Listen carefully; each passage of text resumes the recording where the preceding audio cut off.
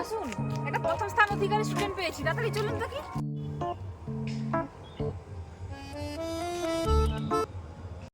আপনি নাকি এইচএসে প্রথম স্থান অধিকার করেছেন? হ্যাঁ হ্যাঁ, প্রথমবার আমার ভিগমাগা চ্যানেলে এসে আপনার কিরকম লাগছে? আমি কোথায় এলাম, আপনারা তো এসছেন আমার কাছে। আপনার লাইভ ইন্টারভিউ চলছে, আপনি এইচএসে প্রথম স্থান অধিকার করেছেন।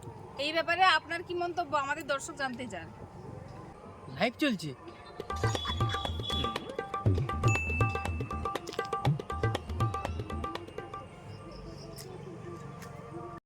আচ্ছা বলুন, আপনার সাফল্যের পিছনে কার হাত রয়েছে?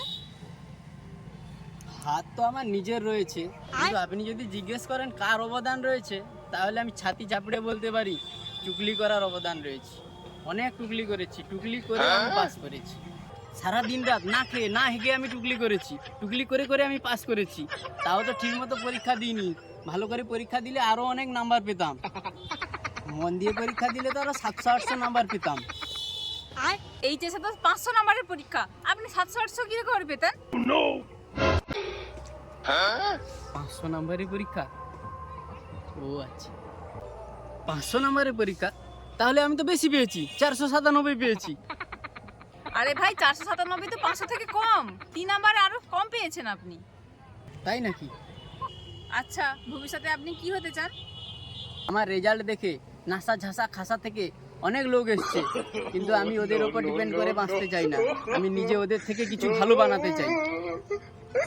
আচ্ছা, তাহলে আপনি কি করে পড়াশোনা চালাতেন?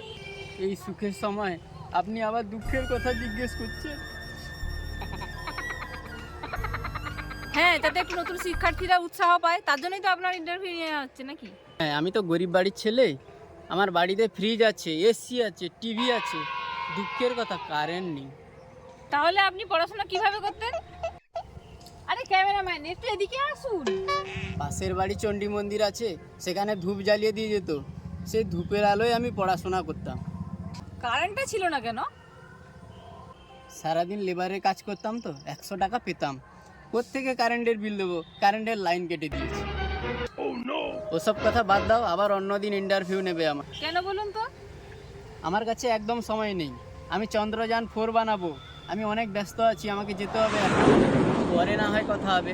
নমস্কার। তাহলে দর্শকরা, আপনারা দেখছিলেন ভিগমাগা চ্যানেল থেকে আমি টুসুরানি। আমার সঙ্গে আছে ক্যামেরাম্যান তেঙ্গে তেঙ্গে দাস।